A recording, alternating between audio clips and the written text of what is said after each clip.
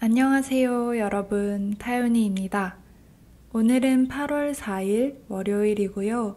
42번째 팟캐스트를 녹음해 보려고 합니다. 모두 잘 지내셨나요? 어느덧 벌써 8월이 됐습니다. 시간이 정말 빠르네요.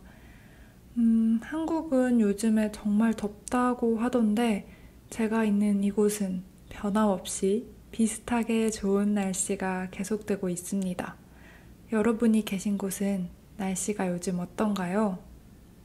제가 오늘 무슨 이야기를 할까 하다가 원래는 넷플릭스 연애 프로그램인 모태솔로지만 연애는 하고 싶어 이거를 제가 최근에 봤거든요. 그래서 이 프로그램에 대해 이야기를 할까 싶었거든요. 그런데 갑자기 주제를 바꿔봤습니다. 뭔가 오늘은 조금 더 진지한 이야기를 해보고 싶었거든요.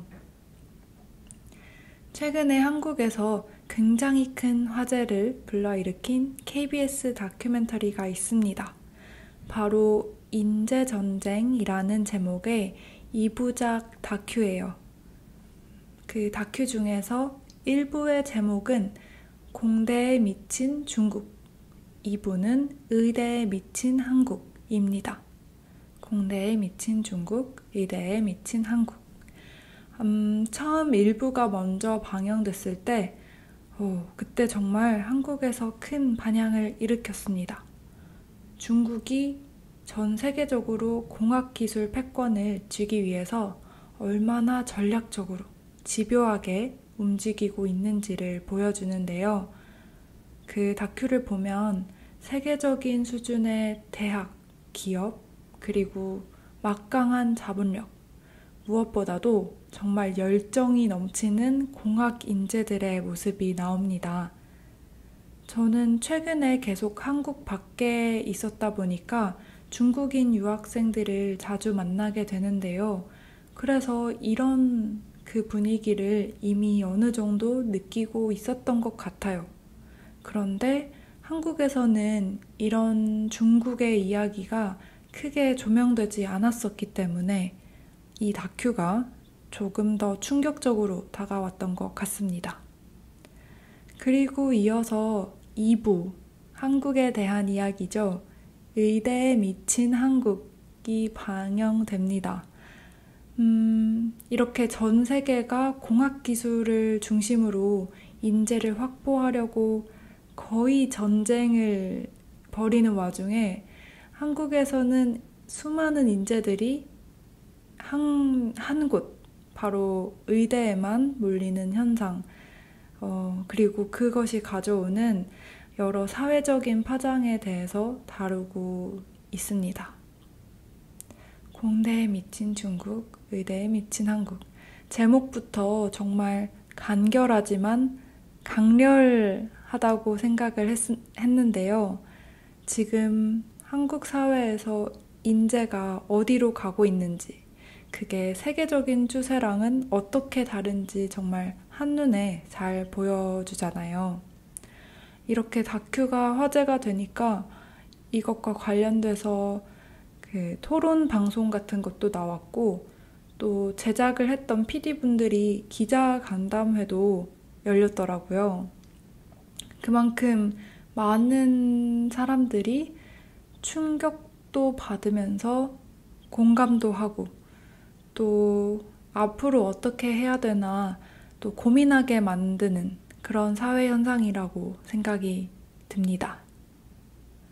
사실 이런 현상이 어제 오늘의 이야기는 아니에요. 제가 다녔던 고등학교 때만 해도 아주 예전부터 이과 계열이 압도적으로 인기가 많았고 그 중에서도 대부분 친구들의 목표가 의대였어요. 그래서 학교 선생님들도 항상 의대를 기준으로 입시 상담을 해주셨던 걸로 기억을 하고요. 그래서 그때 고등학생이던 저는 고등학교 때 이과를 선택한다는 거는 곧 의대를 준비한다는 거구나 이렇게 생각을 할 정도였습니다. 한국 드라마 중에 스카이캐슬을 본 분들이라면 주인공 예서가 서울대 의대에 갈 거야 이렇게 말하면서 소리를 지르는 그런 모습이 생각나실 거예요. 제 주변의 경우를 보자면 고등학교 때 정말 똑똑하고 특히 수학을 진짜 잘하는 친구가 있었는데요. 그 친구가 서울대, 공대에 진학을 하게 됐어요. 그런데 학교를 한 학기만 다니고는 다시 수능을 봐서 의대에 가더라고요. 저는 그때 처음으로 정말로 공대에서 의대로 옮기는 사람이 있구나 라는 걸 보게 됐고 그 이후로는 해마다 종종 그런 사례를 보게 됐습니다. 나중에는 대학교를 졸업하고 나서 직장을 다니다가 혹은 다른 일을 하다가도 다시 의학 전문 대학원이나 치의학 전문 대학원, 의전, 치전으로 진로를 바꾸는 친구들도 꽤 많이 생기기 시작했어요. 저는 이런 현상이 사실 사람들이 쓰는 단어 중에 요즘 의느님이라는 단어만 봐도 알 수 있을 것 같아요. 한국에서 유재석님을 부를 때 유느님이라고 하는 것처럼 사람들이 뭔가 신적인 존재를 말할 때 가끔 느님이라는 말을 붙이고는 하는데요. 어느 순간부터 의사를 의느님이라고 부르는 거를 온라인에서 자주 보게 된 것 같아요. 그만큼 요즘 한국 사회에서 의사라는 직업이 거의 신적인 존재처럼 여겨지는 것 같습니다. 의사가 정말 중요한 일을 하고 또 많은 책임을 지는 직업이지만 요즘에는 단순한 존경심을 넘어서 그것과는 좀 다르게 돈을 많이 버는 직업이라는 인식이 더 앞서는 것 같아요. 다큐 2부를 보면요. 한국에서 공대가 외면받는 것과 함께 한국의 공학도들이 해외로 유출되는 현상을 보여줍니다. 사실 저희 남편도 마찬가지로 한국인 공학자고 영국에서 공부하고 미국에 와서 일을 하고 있으니까 그 중에 하나라고 할 수 있겠죠.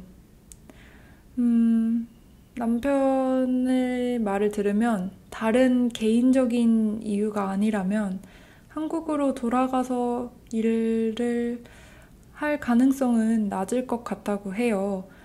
사실 미국 테크 회사에 와서 일을 하는 걸 보니까 정말 바쁘고 또 힘든 점도 많지만 그만큼의 그 공학자로서 보상과 인정을 받는다는 점에서 만족감을 얻고 있는 것 같아요. 미국에 있는 다른 주변 친구들을 봐도 앞으로 많은 한국의 공학 인재들이 한국을 떠나서 해외에서 자리를 잡게 되지 않을까 그런 생각이 듭니다. 이거는 개인의 선택이라기보다는 긴 세월 동안 한국 사회가 만들어낸 결과가 아닐까 싶어요. 한국에서 성공의 기준이라는 게 사실 소수의 직업으로 정의가 되는 게 돼버렸고 그 직업 이외의 사람들은 충분히 존중을 받지 못하고 있다. 그런 생각이 듭니다. 그리고 요즘에는 이런 인식이 너무 어릴 때부터 주입된다는 게 좀 무서운 부분이에요. 다큐 인터뷰를 보면은 어떤 초등학생 목소리로 저는 의사가 돼서 롯데월드가 보이는 집에 살고 싶어요. 라고 말하는 게 있어요. 이게 단순히 부자가 되고 싶어요.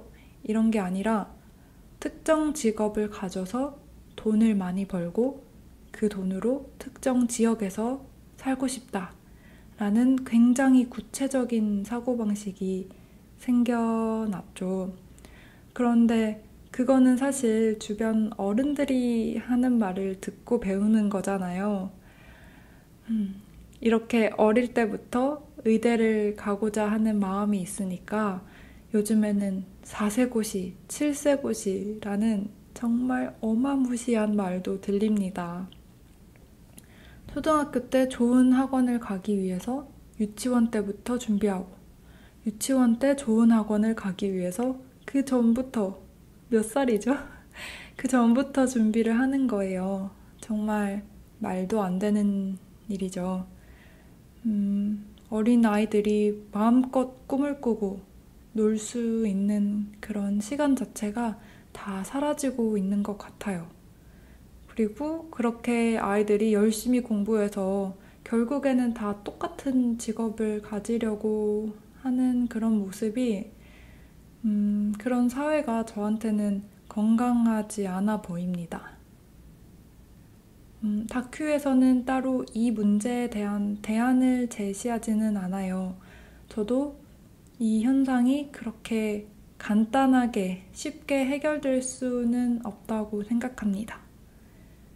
성공의 기준에 대한 다양한 시각도 필요하고, 인재에 대한 보상 체계도 좀 더 합리적으로 바뀌어야 된다고 생각하고, 전반적인 한국의 경제 상황도 좋아져야 할 것 같아요. 이렇게 여러 가지 문제가 뒤섞인 상황이라서 참 복잡하네요. 그런데 이미 인재 유출은 가속이 붙어버린 상태라서 앞으로 이 현상이 어떻게 진행될지 저는 바라보는 수밖에 없을 것 같아서 좀 마음이 아픕니다. 이렇게 한국의 사회 현상에 관심이 있는 분들은 다큐멘터리나 관련 뉴스 영상들을 직접 찾아보시는 것도 추천을 드리는데요. 제가 링크를 설명란에 적어 두겠습니다. 오늘은 이렇게 화제가 된 한국 다큐멘터리를 보고 나서 이런저런 이야기를 나눠봤습니다. 여러분이 계신 나라에서의 이런 상황은 어떤지, 한국이 이 문제를 어떻게 해결할 수 있는지 혹시라도 떠오르는 생각이 있다면 무엇이든 댓글로 남겨주시기 바랍니다. 그리고 댓글을 하니까 생각났는데, 지난번 영상에 댓글 남겨주신 분들 정말 모두들 감사드립니다.